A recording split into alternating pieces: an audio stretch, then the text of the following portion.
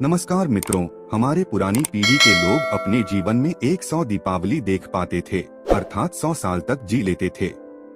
लेकिन आज के जमाने में 60 या 70 साल का जीवन भी अधिक माना जाता है, और उसमें भी जो लोग अच्छे होते हैं तो और भी कम उम्र में ही इस दुनिया को छोड़कर मृत्यु को प्राप्त कर लेते हैं। आपने लोगों को कहते सुना होगा कि भगवान अच्छे लोगों को जल्दी बुला लेते हैं। लेकिन क्या आपको पता है कि ऐसा क्यों होता है? क्यों दूसरों का भला करने वाले और अच्छे लोग बुरे और दुष्ट लोगों की तुलना में जल्दी मृत्यु को प्राप्त करते हैं? आपने लोगों को यह भी कहते हुए सुना होगा कि इस भले इंसान को इतनी जल्दी मौत क्यों आ गई और वह दुष्ट पापी अभी तक मरता क्यों नहीं है।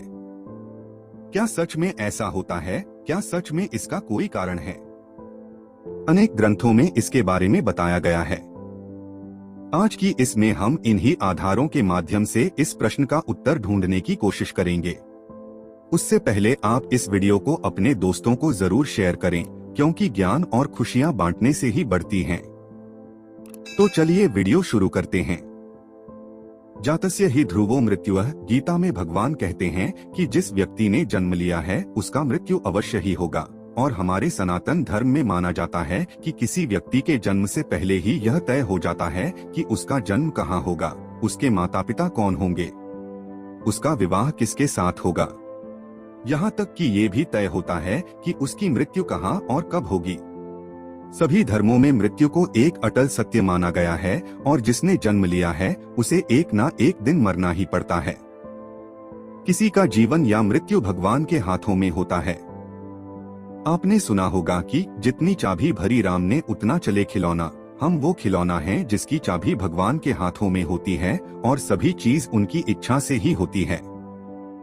हिंदू धर्म में मान्यता है कि भगवान हर अच्छे मनुष्य को किसी न किसी उद्देश्य के साथ ही इस मृत्युलोक में भेजते हैं। जब वो उद्देश्य जल्दी पूरे हो जाते हैं तब भगवान उन्हें वापस बुला लेते हैं। अर्थात अच्छे लोगों की मृत्यु भी उनके अच्छे कर्मों पर ही निर्भर करती है। कलयुग के लक्षण में भी बताया गया है कि इस युग में पापी अधिक वर्ष तक जिएंगे और पुण्यात्मा जल्दी इस लोक को त्याग कर देंगे। इसके अलावा आपको ये भी बता दूं कि जो लोग ये कहते हैं कि मरने के बाद इंसान खाली हाथ जाता है, उन्हें यह जान लेना चाहिए कि 3 चीजें ऐसी हैं जो मरने के बाद भी उसके साथ जाती हैं। एक है संचित कर्म, दूसरा है स्मृति और तीसरी है जागृति। इसीलिए आप अब किसी से ये मत कहना कि आप खाली हाथ आए थे और खाली हाथ जाएंगे।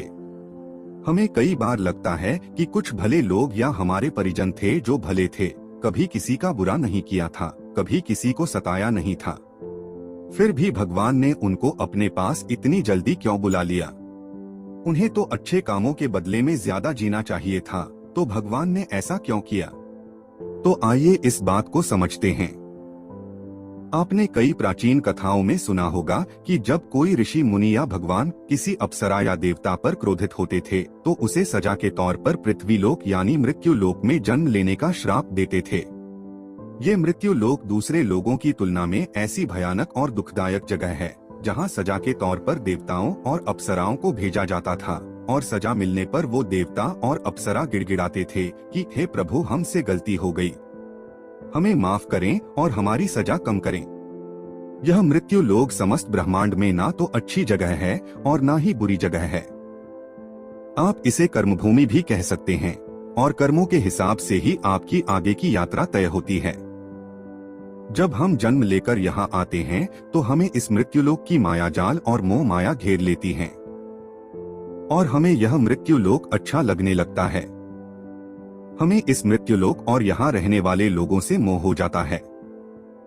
हम इस मृत्युलोक को छोड़कर नहीं जाना चाहते हैं, और हमारा कोई साथी इस लोक को छोड़कर चला जाता है तो भी हमें दुख होता है। जब किसी इंसान की मौत होती है तो वह जीवात्मा यमराज के वहां जाती है, और वहां उसके कर्मों का लेखा जोखा होता है।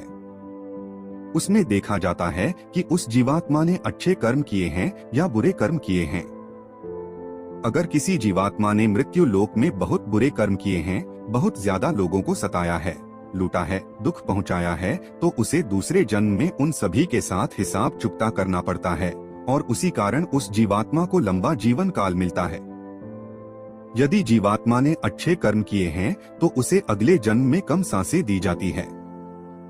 कई लोग कहते हैं कि अच्छे काम करने वाले को लंबा जीवन देना चाहिए और बुरे काम करने वालों को कम जीवन देना चाहिए। लेकिन भगवान ने जो व्यवस्था बनाई है वह सही और उत्तम है, क्योंकि इस मृत्यु लोक में रहना और जीवन व्यतीत करना हमारा लक्ष्य नहीं है। हम जीवात्माओं का अंतिम लक्ष्य तो परम पवित्र बनकर मोक्ष प्राप्त करना है और परमेश्वर का सानिध्य प्राप्त करना है।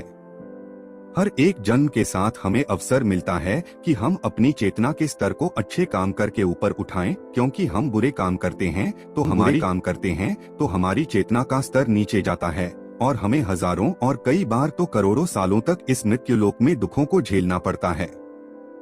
कहा जाता है कि एक जीवात्मा को 84 लाख बार इस संसार सागर के चक्कर काटने पड़ते हैं, तब जाकर उसे मोक्ष मिलता है। लेकिन जो जीवात्मा अच्छे हैं, भले काम करते हैं, वह जीवात्मा जल्द से जल्द शुद्धता प्राप्त कर लें और कुछ ही जन्मों में के बाद मोक्ष प्राप्त कर लेते हैं। इसीलिए परमात्मा उनका जीवन काल कम रखता है, ताकि वह जीवात्मा इस मृत्युलोक के कष्टों को कम सहन करें और परमधाम में जाकर परम शांति और परम आनंद को प्राप्त करें। और जिस जीवात्मा ने मृत्यु लोक में बुरे काम किए हैं, उसे इस मृत्यु लोक की यातनाओं को ज्यादा देर तक सहन करना पड़ता है और कई हजारों लाखों जन्म के बाद ही उसकी आत्मा पवित्र होती है, तब जाकर उसे परमधाम की प्राप्ति होती है। दूसरी बात यह है कि हमारा इस मृत्युलोक में जन्म किसी न किसी उद्देश्य से होता है, और जब वह उद्देश्य पूरा हो जाता है तो भगवान हमें वापस बुला लेते हैं। ऐसा नहीं है कि सभी लंबा जीवन जीने वाले लोगों ने पूर्व जन्म में बुरे काम ही किए हो, लेकिन वह अभी जीवित है, तो इसका मतलब यह है कि उनके जीवन का उद्देश्य अभी तक पूरा नहीं हुआ है। मित्रों, आप समझ गए होंगे कि अच्छे लोगों की मृत्यु जल्दी क्यों हो जाती है। तो हमारे जो भी प्रियजन थे और जिनकी मृत्यु जल्दी ही हो गई हो, वो एक पवित्र आत्मा थे, और जितने दिनों तक हमें उनका सानिध्य प्राप्त हुआ वह हमारा सौभाग्य था। उनकी मृत्यु के बाद हमें प्रार्थना करनी चाहिए कि उनकी आत्मा जल्द से जल्द परमधाम को प्राप्त करें और परम शांति और परम आनंद को प्राप्त करे।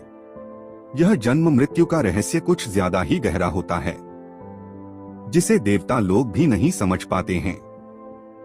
इसीलिए मित्रों, आज से अपने जीवन को सार्थक बनाने के लिए अपने गलत आदतों को छोड़कर अच्छे आदत अपनाएं, धर्म और तपस्या में मन लगाएं, क्योंकि ईश्वर सर्वशक्तिमान है और वही हमारा बेड़ा पार कर सकता है।